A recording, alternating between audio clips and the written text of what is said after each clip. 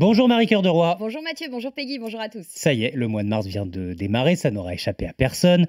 Et on peut déjà annoncer une assez mauvaise nouvelle à nos auditeurs. La hausse des taux va se poursuivre et même s'accélérer. Et oui, parce que depuis mercredi 1er mars, les banques ont de nouveau un peu plus de marge pour augmenter les taux d'intérêt, alors car notre fameux taux d'usure a Le été fameux. relevé. Ben oui, ça faisait longtemps que je n'en avais pas parlé. Ce taux maximal auquel les banques sont autorisées à prêter et qui est désormais réévalué, vous le savez, tous les mois et non plus de manière trimestrielle. Bref, notre taux d'usure vient de passer à 4%. C'est pas mal. C'est pas mal, 4%, on le rappelle, c'est un taux tout compris. Le taux d'intérêt, plus l'assurance de prêt, plus les frais de dossier. Concrètement, ça veut dire que les banques peuvent aller jusqu'à environ 3,5% de taux d'intérêt de base.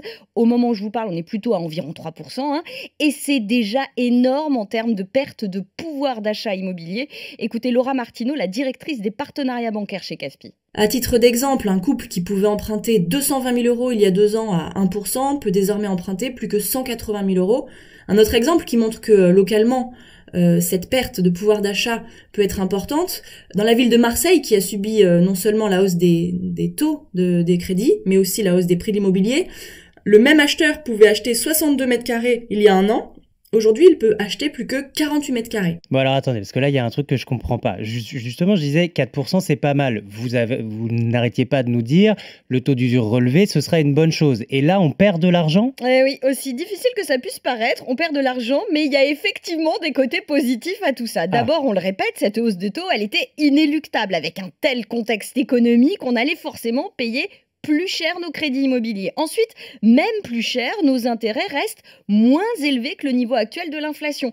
Et puis là, avec le calcul mensuel du taux d'usure, on a l'impression que les taux augmentent plus fortement, mais en réalité, ils n'augmentent que plus régulièrement. Les banques ne sont donc plus dans les blocages purement techniques lorsqu'elles préféraient ne plus prêter du tout pendant plusieurs semaines, voire plusieurs mois, en attendant le relèvement du taux d'usure. En fait, vous êtes une éternelle optimiste, Oui, Marie. c'est vrai. Merci d'être là tous les week-ends pour votre optimisme. Et puis en plus, vous pensez au coup d'après, parce que c'est vrai que ceux qui décrochent un crédit aujourd'hui, eh bien, pourront potentiellement renégocier dans les années qui viennent. Mais oui, vous le savez, le crédit immobilier, vous pouvez le renégocier à tout moment. Alors, le plus souvent, le plus intéressant, c'est d'aller voir une banque concurrente de la vôtre. Et pour éviter de coûteux frais de remboursement anticipé, vous pouvez le prévoir dès maintenant. C'est le conseil de Laura Martineau de CAFPI.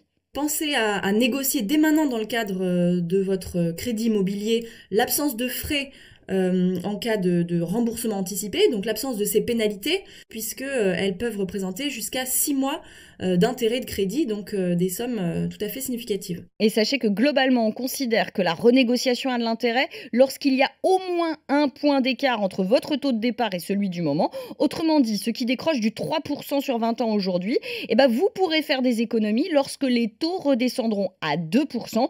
Et on le sait, ça peut aller très vite.